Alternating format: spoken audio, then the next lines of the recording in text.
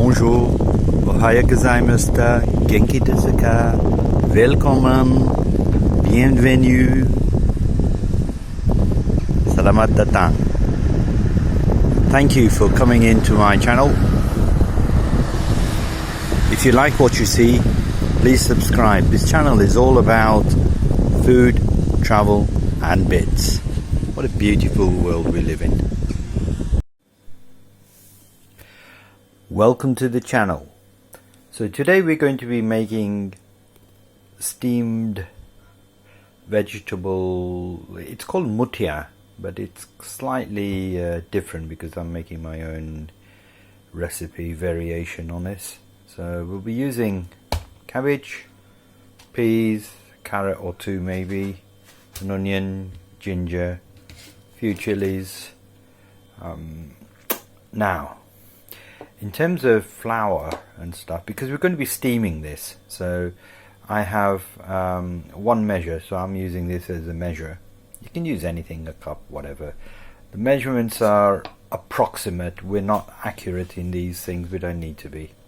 So we have one measure 100% wheat flour. It's actually, yeah, 100% strong bread flour, but it's wheat flour nonetheless. 2 measures of chickpea flour, 2 measures. 1 measure of bajra. Now bajra is a millet commonly used in Indian cooking and Indian flatbreads and so on. It's lovely. It's very, very healthy.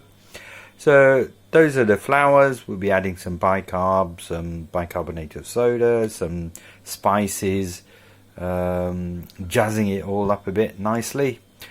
What I have to do is shred, wash, clean, shred cabbage, peel, shred the carrot, finely chop the onions. You could shred it if you want to go to that effort. Very finely chop, crush the ginger. I probably won't be using all of that ginger. Probably use about, I don't know, about half of that, about that much maybe. Oh, there's a kind of a whole thing there. I'll get rid of that. So about that much of a ginger. May or may not use all of these chilies, or may add some more chilies depending on how hot they are. It's very difficult to tell where we live in Europe that the chili is going to be hot or it's going to be mild or whatever until you bite into it. Peas, I might smash them a little bit just to get the texture correct, and then we'll mix all of this up together with maybe a little bit of water, not too much water or whatever, and then we'll steam it in this gubbins here. So there's my shredder, take that out. Steamer, simple steamer, water in the bottom, steaming bits on top, put a lid on it, let it steam away for about 20 minutes. Right, I'll need 2 hands for shredding, so I'll catch you when I've shredded everything and got everything prepared to and ready to mix. So I've shredded the carrots, some onions, mixed with the carrots obviously, and I've finely chopped the last end bits of the onions because it was too fine to shred and it's quite tricky to do that, and I didn't want to shred my fingers. Well, I've still got all 5 fingers intact.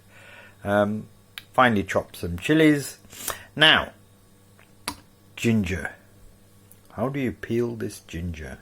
You could use a peeler, but then you know, one of these things, but you'd waste. So let's see if I can do this one hand to show you how easy it is. Use a spoon, any spoon, blunt. This is not a sharp spoon, look, normal spoon. Okay. Let's see if I can do this one-handed. Right, just scrape off. There you go.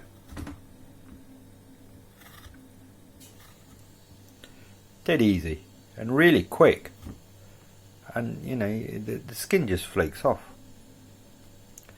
So this works with ginger, turmeric. So if you have access to fresh turmeric, wow, you're in a great country. I don't have access to fresh ginger. See, comes off. Oops. It's very difficult to do this one-handed, but there you go.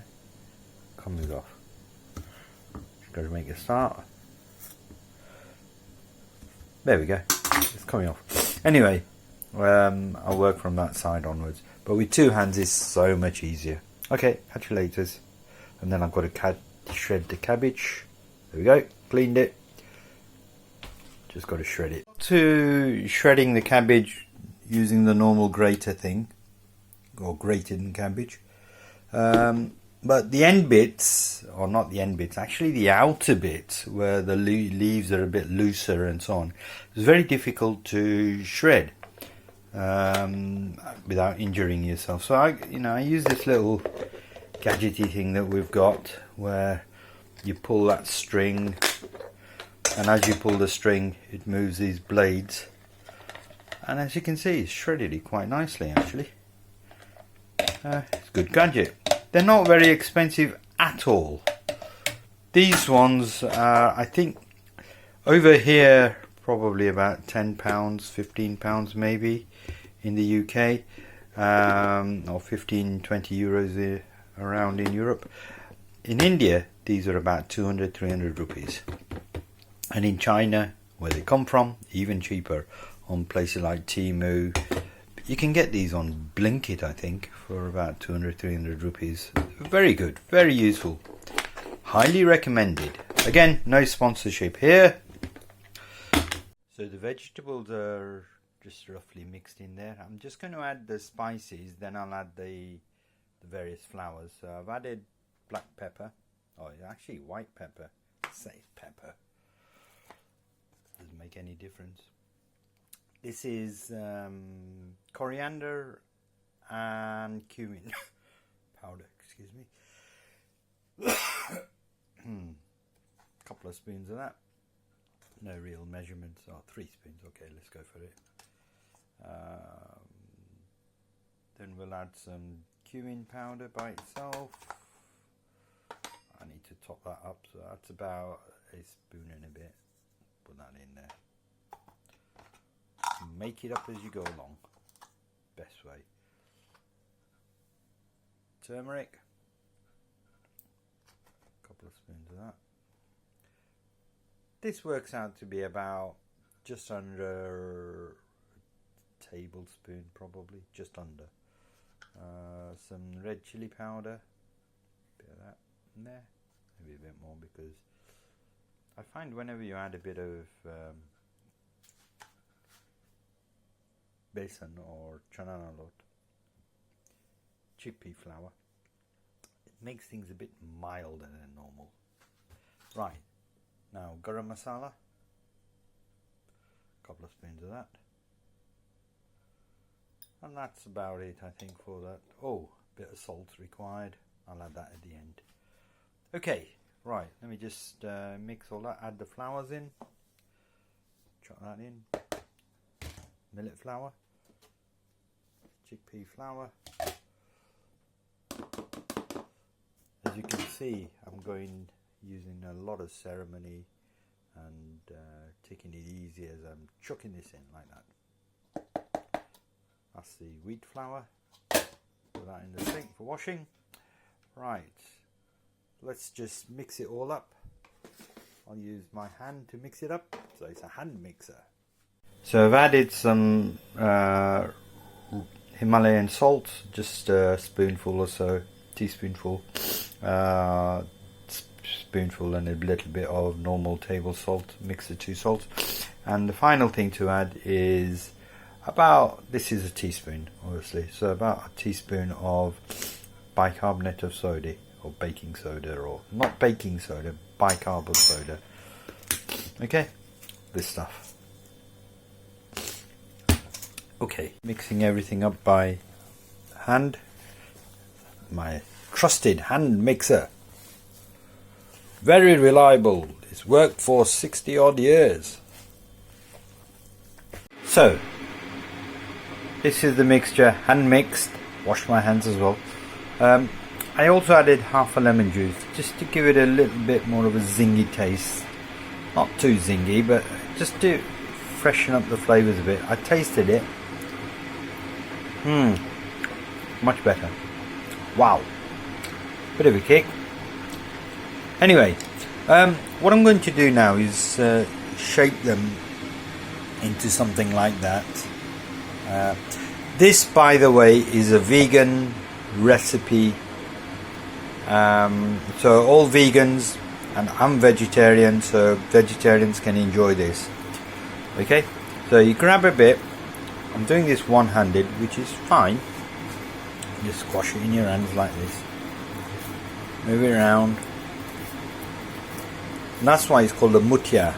This is a muti, and I'm making a Muthia. Put it there. Once I've got enough, I'll put them in there. I've got the water boiling for the steamer, so the steamer will also be ready to go, and I shall continue doing this until I've used up all of that lovely mixture. Okay, I'll catch you later. So here we go. I've laid them out in this fashion in the steamer.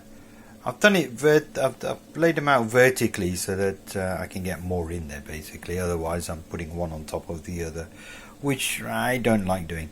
So I'm going to put these onto the steamer now for about 20 minutes or so, and then we'll see what happens with them. I've still got a little bit of mixture left, so there'll be a second batch coming through as well. Okay, here we go. So I'm just taking this off the steamer. It's been over 20 minutes now, about 23 minutes actually. Let's take it, put it down there for the moment. Oops, put it here I think. Don't want it slipping into the sink. Okay, I'm just going to take the lid off and let's have a look. See what we have. Oh, I'll let the steam go away for a bit. Oh, my camera's all fogged up. But there we go, lovely. And they smell wonderful, absolutely wonderful. They're done now, so I'll put the next batch on, then I'll come back. So here we are. This is the first batch that we took out from the steamer. The second batch is still steaming away, and there are various ways in which you can eat this. One of the ways in which you can eat it is to do a shallow fry. So in here I have cumin seeds, I have mustard seeds, or rye as they call them. Then we have some fenugreek seeds, and you want to put some oil in here after you've dry roasted these seeds for a couple of minutes. Then put some oil in. You don't want to put too much oil in. This is not a deep fry, this is just a shallow fry, similar to what you would do with, say, a burger or something like that. Okay, oil of your choice, whichever oil you want, mustard oil, or you could use olive oil, you could use whatever oil takes your fancy really. Peanut oil might actually be quite nice, it might give a nutty taste. And then shallow fry them until you get the edges nice and brown and they crispen up a little bit. You're not making chips, so you know, just be sensible about this. And then you just eat them, and also throw in some sesame seeds on top as well after the oil is heated up, and before you put the muthias in there. Okay, the other way to eat them, which is also a nice healthy way of eating them, just like this, with a little bit of olive oil sprinkled on top, extra virgin of course, and they're nice and firmed up now, as you can see. I'll just eat one just for the sake of this video, only for the sake of this video obviously. Here we go. Wow, they are really nice. Wow. Let's see how many make it from here into there. But these are really nice. They will keep, obviously you can freeze these as they are, so they'll keep for obviously quite a few months. As it is, probably a day or two, a couple of days in the fridge. After they come out of here, probably 1 or 2 more days extra than that one. But enjoy. They're really nice, healthy, vegan, vegetarian snacks or a main meal. You can have them with a dip, ketchup, whatever takes your fancy, and they are lovely, quick to make, quite healthy.